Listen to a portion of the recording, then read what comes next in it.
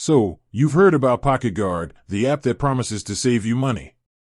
But does it come with a price tag? Let's dive right in.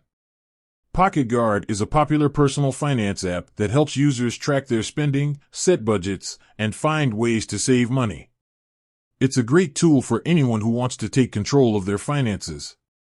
Is PocketGuard free? The short answer is yes, PocketGuard is free to use. You can download the app on your smartphone or access it through your web browser without any upfront cost. But is it really free? While the basic features of PocketGuard are free, there are premium features that require a subscription. These premium features can provide additional benefits like advanced budgeting tools, personalized financial advice, and priority customer support.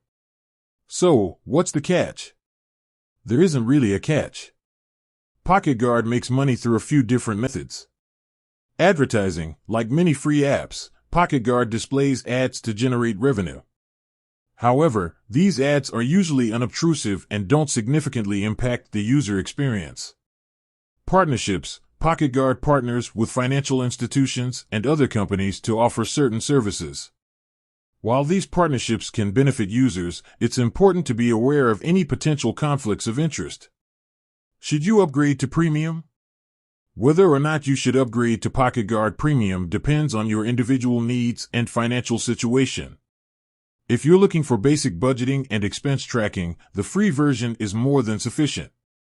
However, if you need advanced features like automated savings and personalized financial advice, upgrading to Premium may be worth considering.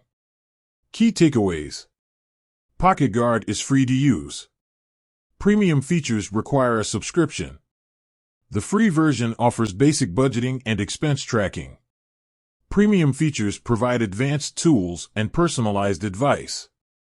PocketGuard is a powerful tool that can help you save money and achieve your financial goals. By understanding the free and premium features, you can make an informed decision about whether or not to upgrade.